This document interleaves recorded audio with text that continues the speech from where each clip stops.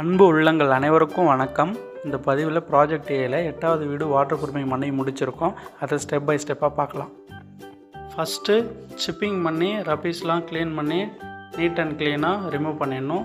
Next step தண்ணி spray பண்ணிக்கின்னு அதுக்கு மேலே எஸ்பிஆர் சிமெண்ட் தண்ணி ஆட் பண்ணி கோட்டிங் போடுறோம்.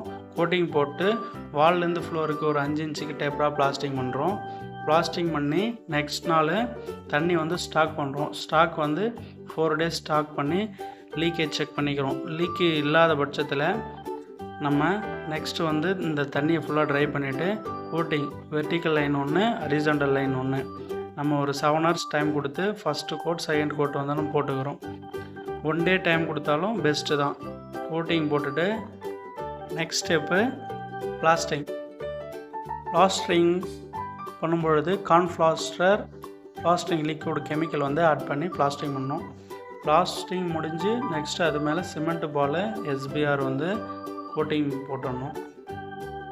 2 days கழித்து தண்ணி ஃபில் பண்ணி ஸ்டாக் பண்ணுறோம்.